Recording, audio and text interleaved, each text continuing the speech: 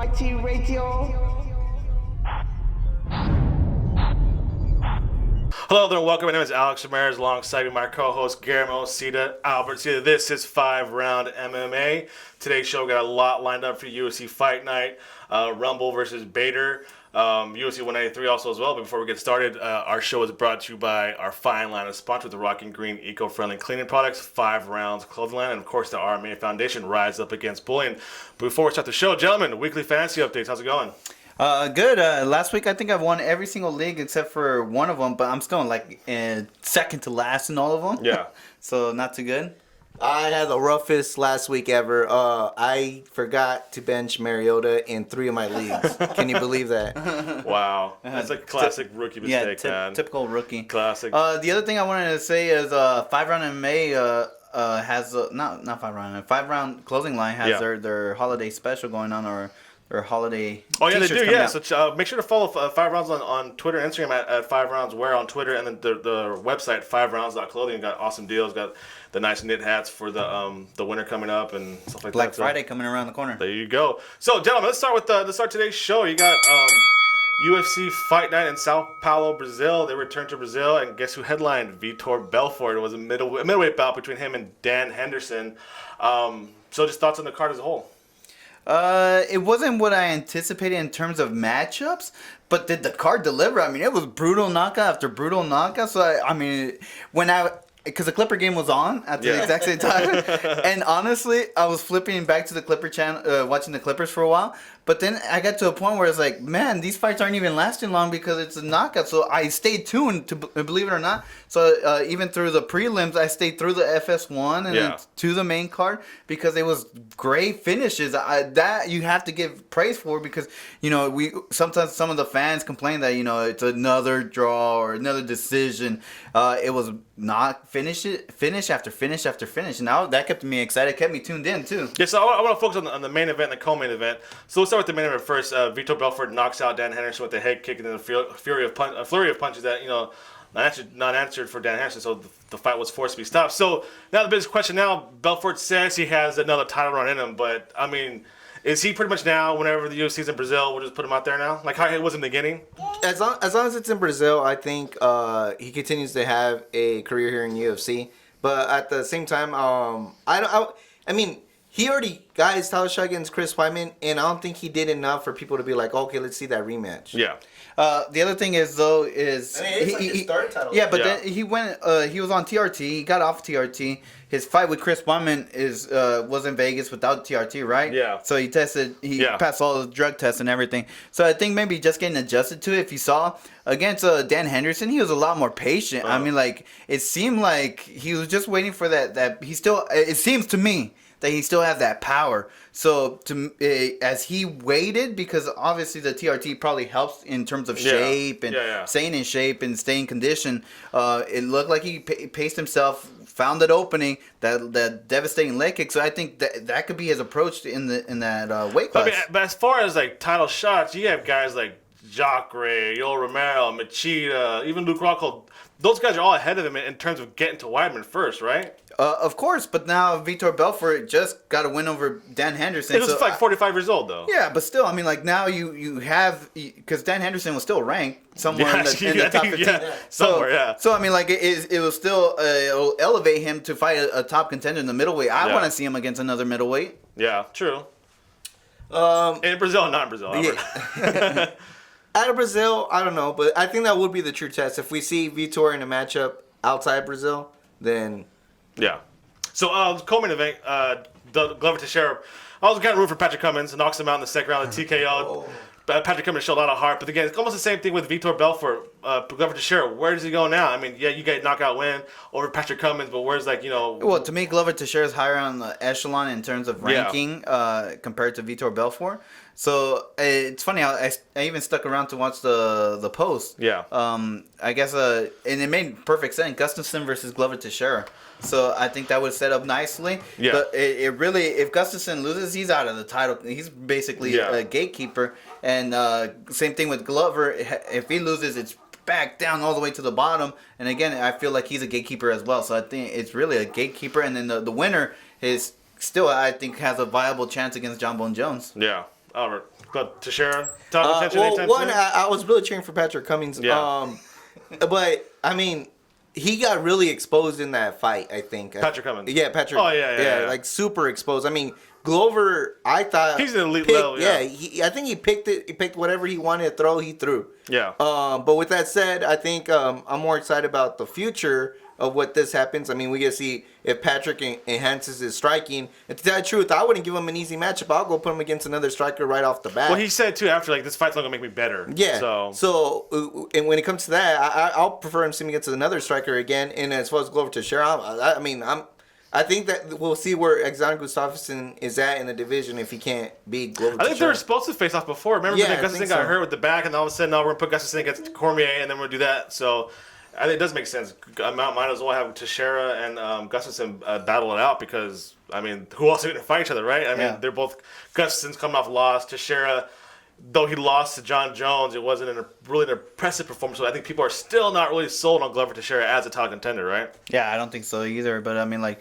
in terms of the winners from yesterday, it wasn't something to be excited about. I didn't feel like there was a lot on the line. Yeah. But at least it made the a little bit clearer both in the middleweight and the light heavyweight division. Yeah, so. true. So I mean, rate the card, A, B, C, D. No, I give it a solid B plus. Solid B plus. What do we do? B plus. Yeah, same way. That was a good solid Saturday night card, I thought. So that's it for round number 1. So stick around, guys. We'll start round number 2 coming next. Time for round number 2. I think either had some all MMA stars on Saturday night's UFC Fight Night card. Vitor Belfort, Dan Henderson, Glover Teixeira is pretty popular in Brazil. So is Fabio Maldonado for some reason. You got a very big chip you guys saw. But I think the biggest breakout star was young bantamweight Thomas Almeida. You guys agree? I 100% agree. That was a vicious knockout. I really thought Burchek was going to make a big statement here in the UFC, sorry, especially since what he did outside the organization, and for Almeida to do that to Burchek, I think speaks like a lot. And to tell you the truth, I really want to see him against Dillashaw already. Yeah. So 24 years old, 20-0, Guillermo. There's already being pegged as the future bantamweight champion. Is he the real reason why Henry Brown left the division, you think? Oh, I don't know, but I mean, like, this guy is already, to me, the number 1 contender. If you really could think about who he's beat, Brad Pickett and Anthony Burchek, and how he beat them. These guys are not like lower level guys. If anybody knows about Anthony Burchek, he's a former champion. He's a former champion outside the UFC, but I mean, like coming into the UFC, he was like one loss or undefeated. Yeah. Brad Pickett, he was always contending, and so the way he beat both Pickett and Burchek, you elevate him automatically. When do you see knockouts in this division? Yeah. This guy's doing it with ease. So I think, and it's funny, right after the fight, some of my friends already texted me that, hey, Almeida versus Dillashaw makes sense already. Yeah. And I totally agree. I mean, like, this guy's a lightning in a bottle cat, and it's caught. So I say, like, go for it. If I was Almeida, I would stay nice and healthy, knowing you got Dominic Cruz's pass, and trust me, I think a lot of people won't be upset if he would have dropped out of the fight. Yeah, I don't think nobody would be upset if there's a last minute replacement as TJ Dillashaw versus Almeida. And it's kind of crazy, like it's always the light division had the up and coming stars, right? We saw light heavyweight division, not really making new stars. This guy burst on the scene, came out of nowhere.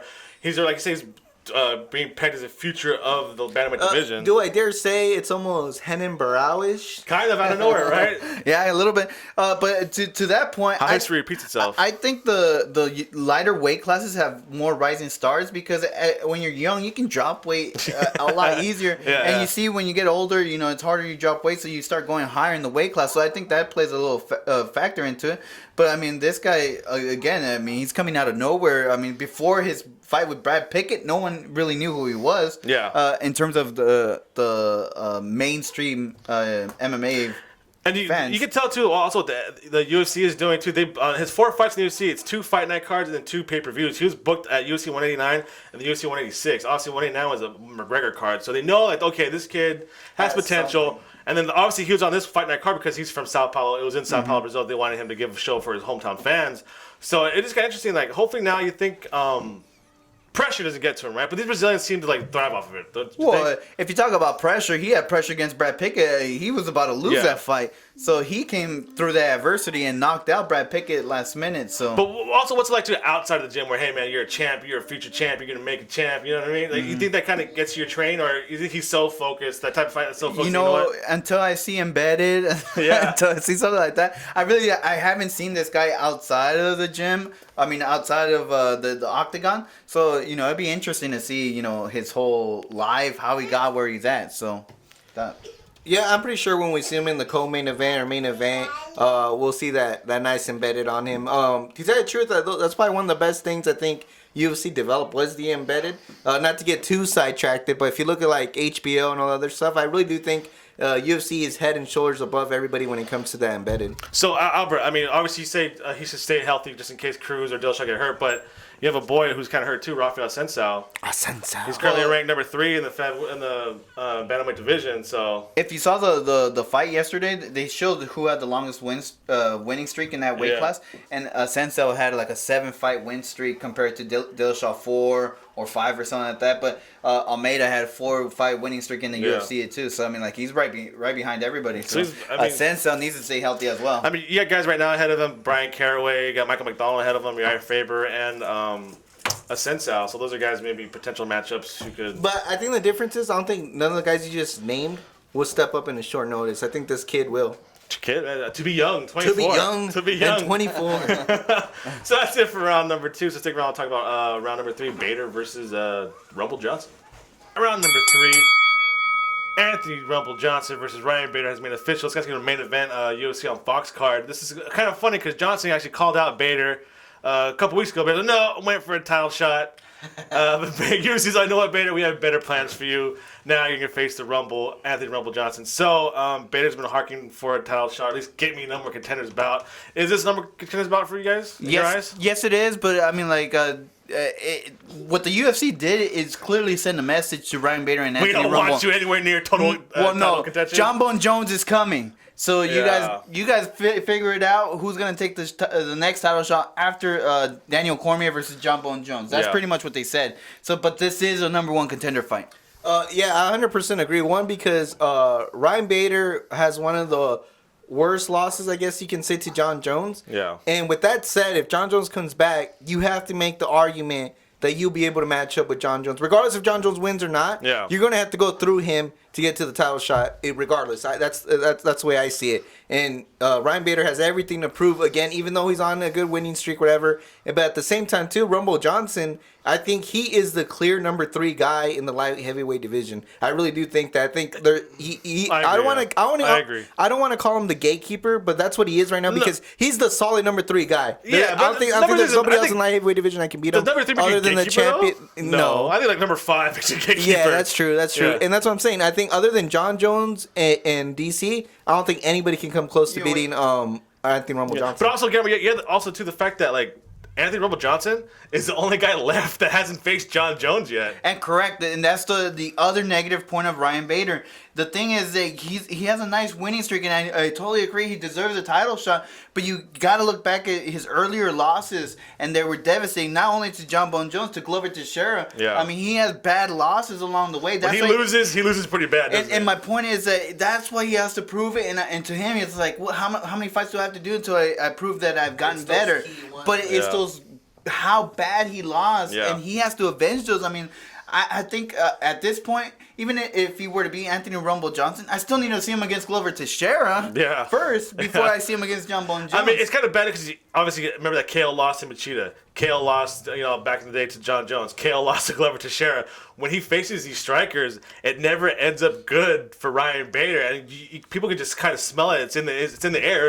And right now, who's one of the Bader versus striker? Yeah, who's the most devastated striker right now? Is Anthony Rumble Johnson. I mean, Isaac Gustafsson saw that. So I'm saying this is a perfect opportunity. I think it's probably the best matchup. If Ryan Bader really looks at it, it's the best matchup for him because this way he tells all the naysayers out there saying, look, see, I really am that good, like I said I was, and I really do deserve the title belt. But at the same time, those people are doubting you can see that maybe I just got a funny feeling we're going to see a highlight reel knockout added to Anthony Rumble Johnson's career already. The last negative thing going against Ryan Bader is that he has no respect of his own peers. So I mean, like if you talk about it, Anthony Rumble Johnson also said easy paycheck. Daniel Cormier has already said easy paycheck. Give me the easiest guy in the light heavyweight division.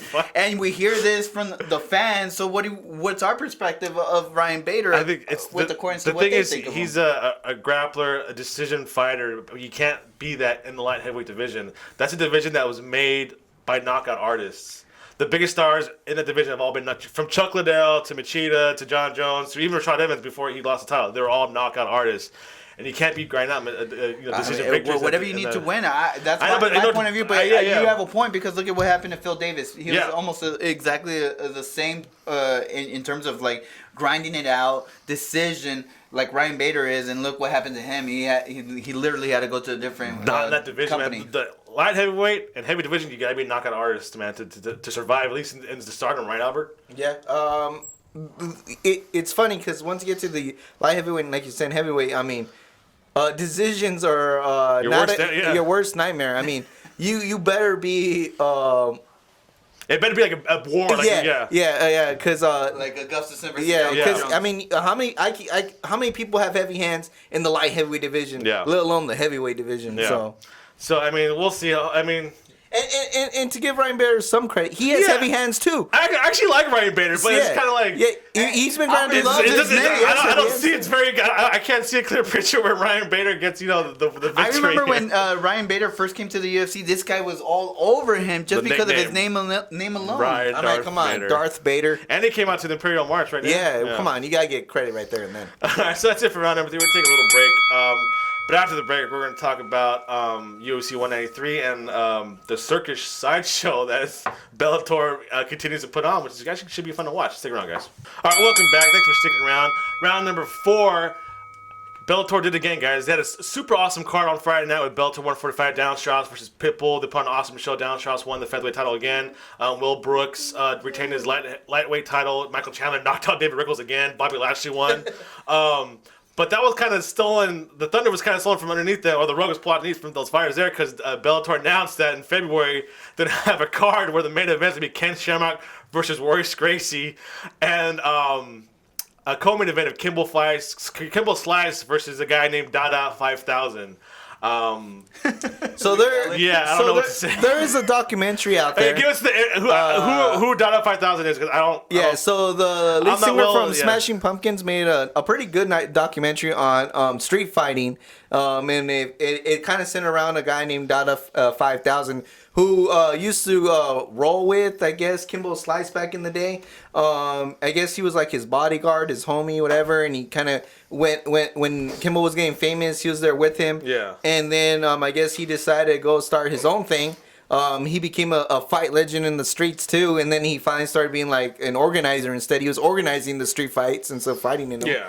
And fight the backyards. Yeah, and he did, and in the documentary show him mingling with MMA and whatnot. But like, and he made it clear that he did want to face Kimbo Slice back in that documentary, but for some reason it never came about. And I guess they're finally going to make it happen. So if you're into street fighting, this is a street legend battle that was in the making for like 20 years. But Guillermo, so Bellator does it again. I mean, this kind of the route they're gonna go, right? This would have been a great Halloween card. But I like that. It would have been a good Halloween card. Halloween Havoc Bellator, man, that would have been great. Hey, but I'm not mad. If you would have told me, hey, we're gonna do a over 40 league with Michael Jordan versus Allen Iverson, I'd watch. I'll watch it. I'm not allowed to. So it's kind of the same thing. It's Royce Gracie versus Ken Shamrock. Bring back John Stockton. There you go. Or imagine a Hall of Fame league for the NBA or for any sport whatsoever. That's what it feels like. But do what it's intended for. To me, these are Hall of Famers. It's a Hall of Fame matchup. Yeah. So it's just to us, it's just an exhibition, not a freak show. An exhibition of one of our favorite fighters growing up, and as long as we keep it at that perspective, let's do it, because imagine Chuck Liddell versus Tito Ortiz with no implications on the title. Doesn't matter, just go for it. Just fight. Yeah, just fight. I'll give you two things. Guillermo, you must work for Scott Crooker because he just did a nice little twist right there. Yeah. I like it. And the second thing is, you guys, This is a good PR move right there. let's keep it real, guys. Deep down inside, we have always said, I want to see these interesting matchups. On put it that way. I mean, I still want to see Paul Daly versus Josh Koscheck again, and I hope Bellator makes that happen too. Yeah. And it's not about because I want to see who's the best welterweight, because obviously these guys prove that they're not. I'm not saying they prove, because Paul Daly's still in a good winning streak. Yeah. But I'm saying, there's these matchups that you still want to see. Screw it, Chuck Liddell, T. Ortiz 10. That's fine, as long as we don't take it as far as winners gonna get title shot. Or that's the only thing I don't like, that there's, for some reason, we have to put some kind of importance instead of just enjoying the fight. Or it was that rumor if Fedor was gonna sign with them, they're gonna put Fedor versus Randy Couture. Let's just keep it real. And it's one of the reasons I do respect the Japanese fans. They care about performance. They don't care about record and stuff like that. Let's just see a good fight. Well, it's funny, Albert. Alex has his the story up, and then there's tweets along with it. And the funniest to me that I've read so far is James Krause is like, Jesus Christ, is this 1993? Side note, I'm gonna watch. That's the general consensus. So what are they doing? Go. But you know what? I'm still gonna watch. Roy Nelson said too. You know what? This is weird, but I'm gonna watch it. It's kind of like you said. It's I don't know why, but I'm gonna watch it. I'll tell you right now. I'll pay top dollar to see Frank Mir versus Brock Lesnar again. So that's the truth. And that's the truth. So what it sounds like is we're in agreement that Bellator did a great thing. You know what? They're going for it. They're going for it, and they're not apologizing for it. And it's interesting to see how Scott Coker and they line up the undercard, because usually that's kind of how we're gonna put this. People are gonna get to watch it, and we'll maybe have some younger stars on the undercard. Be a perfect place to put Phil Davis. Yeah, there you go, Phil Davis again, or maybe another little tournament or something like that. Yeah, we'll see how it goes. But yeah, Bellator does again. You know what? I wanted to see. I was surprised when I saw the fight poster. Bro. I'm not even mad at you. Not even mad at Scott Coker. I mean, you want to make some changes. I want to see fireworks and have Kimmel come out with have it happen in the backyard, right? Just put it in the backyard. Who needs a cage? There we go. Yeah. So that's it for round number 4. We got one more round coming up for you guys. UFC 193 coming up. All right, time for the 5th round, final round. UFC 193 is going to actually take place this Saturday in Australia, or it's the 14th, 15th, because they're ahead of us in time, but it's going to be on Saturday. Ronda Rousey versus Holly Holm. So now it's time to play a little buy or sell. You guys want to play it? Yeah, let's do it. All right, so first one, Guillermo. Buy or sell, Ronda Rousey standing toe-to-toe with Holly Holm, because we all know Holly Holm is a former kickboxing and boxing champion, being noted as the best striker Ronda Rousey's ever faced. So buy or sell, Ronda Rousey standing toe-to-toe with Holly Holm. I'm going to buy. I think one of the things that she wants to prove is she's the best in the world. And when you say one, that she's not a striker. 2, you have the best striker in supposedly the world, because she comes from a boxing background and all this. And kickboxing. In kickboxing, and has all these awards to go along with it to prove that. I think you buy this because she wants to prove that she is the best women's fighter of all time. Albert, buy or sell, Ronda Rousey standing toe-to-toe with Holly Holm. I'm selling it.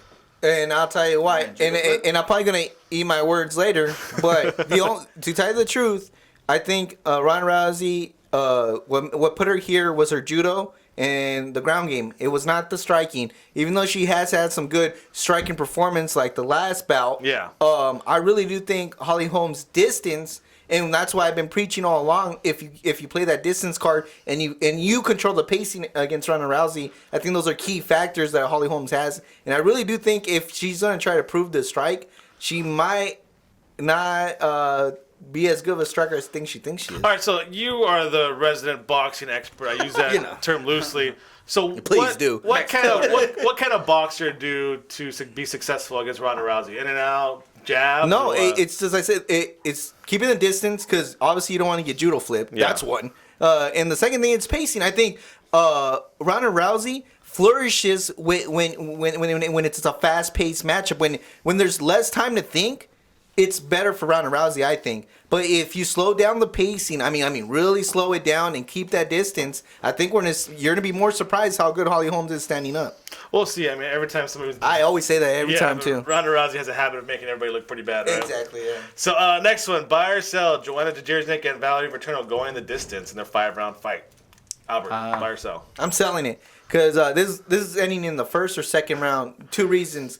One, Joanna's right foot, left hand, her left foot, and her right. But 4 reasons. But her opponent, if you see any of her fights, she's a scrapper. Yeah. So they're gonna go at it, and I think someone either is gonna get TK'd or there's gonna be an opening for a submission.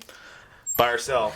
I'm selling. I don't think it goes decision either. I think when you talk about women's MMA, I mean, like, they're scrappers. I mean, like, they're not gonna pace themselves. They're not gonna worry about the decision or who has the better advantage or on the ground. I think that's one thing I would always give the women's division is that they don't pace themselves at all. Like I think when you see like most guys fight, I think there's some kind of like timing in the back of their head, like, oh, I need to keep some fuel in for that 5th round. Too much thinking. Yeah, and I think the girls, they really like, no, dude, I'm gonna finish this in the first round, and let's see if the gas is there for the third one if we get there. Yeah, so just the last thing is I think this ends in the first or second round. So last one, buy or sell, Mark Hunt and Antonio Silva put on another Fight of the Year candidate. This is the first time I'm gonna buy it. Yeah. Just because you got 2 guys, big hands. I think Mark Hunt is one of the hardest guys to knock out. Yeah. And Bigfoot, we've seen his head. Even though he has been knocked out, the guy has a stone head. So. Garrett, buy or sell? I sell. I think what's gonna happen is fast knockout. I think it ends in the first round within the first minute. To be honest, it won't go long enough for it to be Fight of the Year candidate. Yeah, I don't think it'll go final. I think it'll be Mark Hunt. Defeating Bigfoot Silva. All right, so bigger one. Buy or sell? Bigfoot passing his drug test after this card. I'm gonna sell it. Sell it? I don't think he's passing. I'll buy it, but this is probably the last time we'll see Bigfoot Silva. You think so? Yeah, I think so. I mean, Mark Hunt too's kind of on a losing streak, so they have him in Australia now. Just maybe one final go for Mark Hunt, maybe. You think so? No, buy or sell? Mark Hunt retiring after this bout? It'll depend. When it comes to these heavyweights, it's all about performance. You get that knockout, you're still in it. I sell. If Dan Henderson can do it at 45, I think Mark Hunt can last till 45. All right, we'll see. UFC 193 takes place this Saturday. So until then, make sure to follow us on Twitter and Instagram at FiveRoundMMA. Like us on Facebook. Subscribe to us on iTunes, YouTube, Podomatic, and please visit FiveRoundMMA.com. And you can check out our MMA podcast under the at Fightbook MMA on the podcast page. It's Fightbook MMA. And a big thank you to all of our sponsors: Rock and Green eco-friendly cleaning products, 5 Rounds Clothesline, and of course the Redemption Martial Arts, the RMA Foundation. Thank you, everybody. Albert, what do you got? I just want to say the brass ring is out, and hopefully Cesaro grabs it. I don't know what that means, but it means next week, guys. It means Seth Rollins is out and someone else is winning the belt. Oh yeah, the cream of the crop. You are now listening to FRMMA Radio.